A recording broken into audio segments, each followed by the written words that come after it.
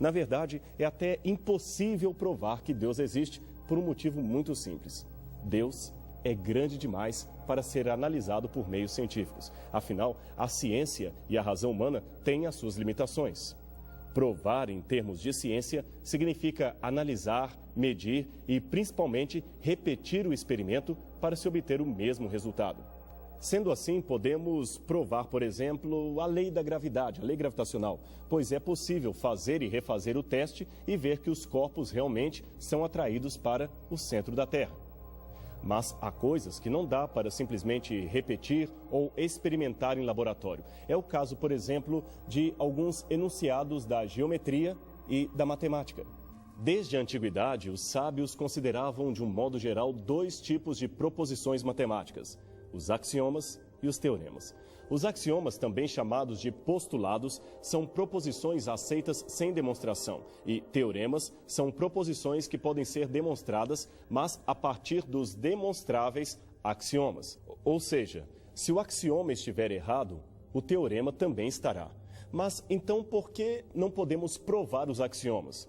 Porque, de acordo com o método lógico-dedutivo usado pelos gregos, isto é, aquele que parte do universal para o singular, o pressuposto universal, embora necessário para se obter um resultado efetivo, escapa à nossa capacidade intelectiva e, portanto, não pode ser medido, verificado ou analisado com os nossos instrumentos, que têm como característica principal a limitação. Em outras palavras, são grandes demais para os nossos critérios de observação.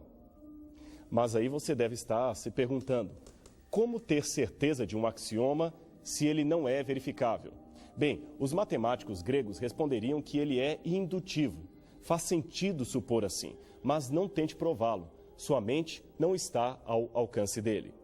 Ora, se este é um conceito racional, por que não poderíamos aplicar o mesmo a Deus? Afinal de contas, se o Todo-Poderoso pudesse ser provado no sentido empírico da palavra, ele estaria mais para teorema que pressuposto. Logo, caberia dentro do escopo mental humano e não seria grande o bastante para ser Deus.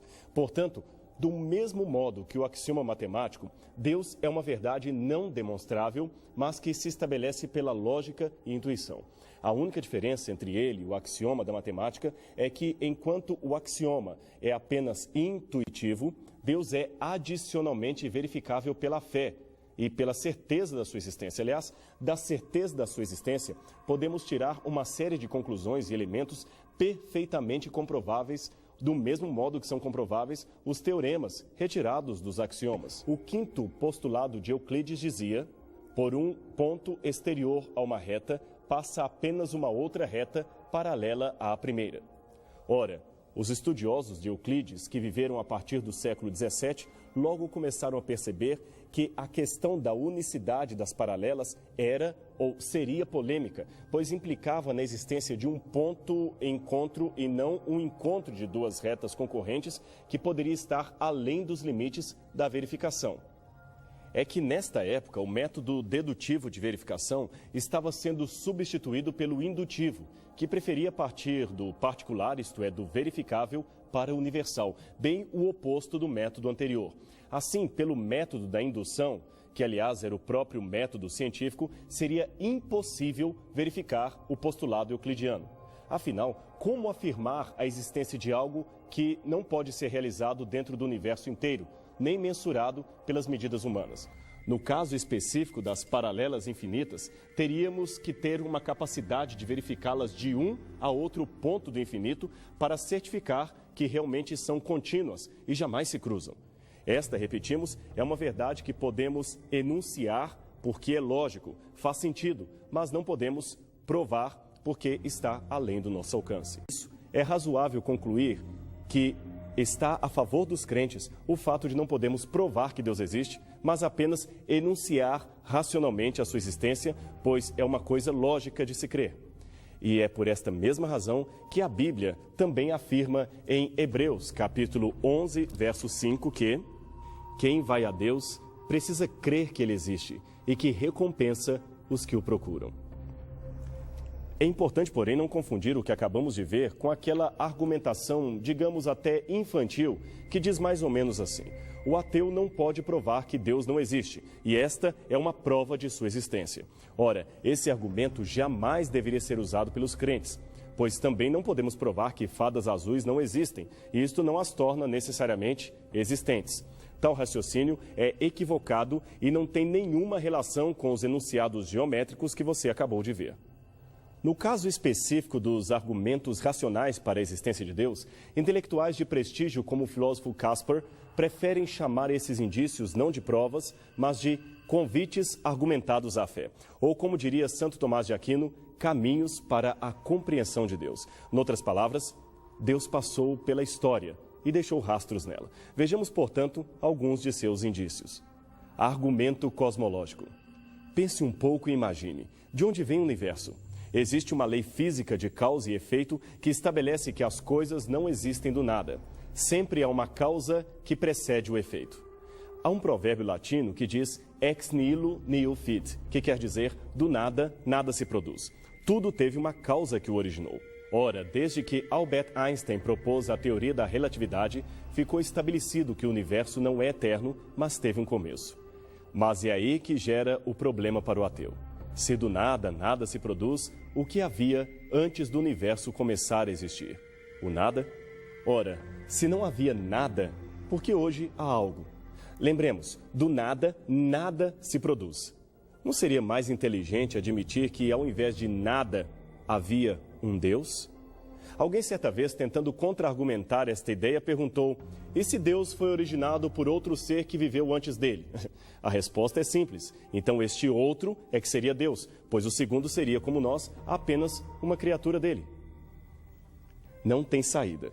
Ou acreditamos num Deus eterno que criou tudo e não foi criado por nada, a causa primeira, ou caímos no retrocesso infinito. Portanto, a existência de um Deus eterno, sem começo nem fim, é necessária para explicar a própria existência do universo.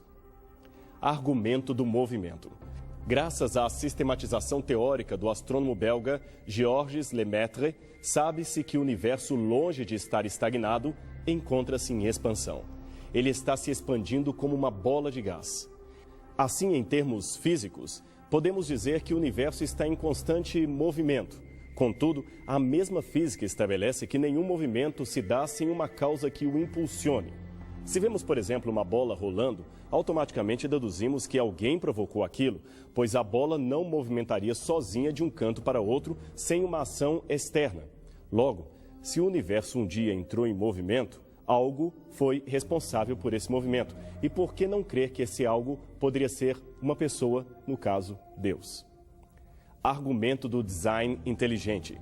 Todos os aspectos da vida natural parecem seguir uma estrutura complementar que supõe um projetista original.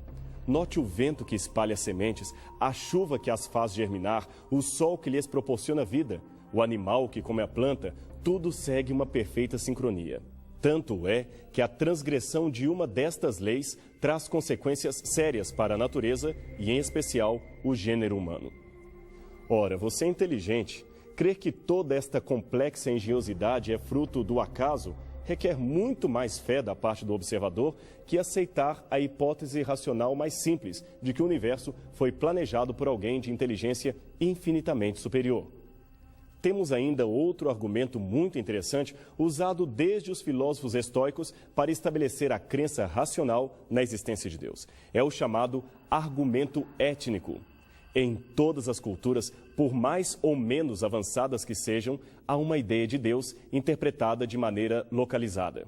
Não existe nenhum povo do mundo inteiro que seja inteiramente sem religião. Todas as tribos já contatadas, todos os povos antigos cujos registros chegaram até nós, tinham uma ideia de Deus e religião implantada em sua cultura.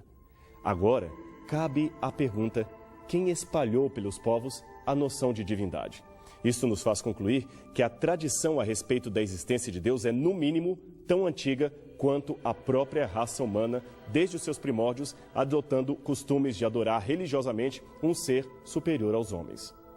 Mas o ser humano não é apenas razão. A emotividade também é algo fundamental no nosso ser. Sendo assim, As nossas emoções também poderiam ser um argumento da existência de Deus? Claro que sim. Trata-se do argumento psicológico. Como já dissemos, ninguém nasce ateu. As pessoas se tornam ateias por alguma razão. Mas, em algum tempo, elas creram em algo superior a elas mesmas. Elas creram em Deus. Por isso, é sensato admitir que, psicologicamente falando, o teísmo, isto é, a crença em Deus, é o sentimento primeiro e natural de todas as pessoas. Ora, se há esse sentimento, devemos supor também que exista o seu correspondente, aquele que lhe preencha a expectativa. E agora vem o que seria o mais poderoso de todos os argumentos: o argumento da regeneração. A alegria de uma vida transformada, a transformação para o bem de uma pessoa que atribui a sua mudança à conversão espiritual, aponta à ação maior de um ente superior capaz de promover a cura para a alma humana. Este talvez é o maior argumento. Uma pessoa sem rumo na vida que foi transformada por Deus em um vencedor, em um indivíduo que possui e oferece esperança a outros. Esta, sem dúvida, é uma evidência que nenhum ateu pode contestar. O que você pensa então desta proposta? Deixar o Espírito Santo transformar todos os dias da sua vida, tornando-o um vitorioso em Cristo Jesus. Já pensou que oportunidade mágica? Você que agora está nos assistindo poderá ser o principal argumento a favor da existência de Deus. Portanto, tome hoje uma decisão. Afinal de contas, está nas suas mãos. De Deus nos céus, tenho perfeito.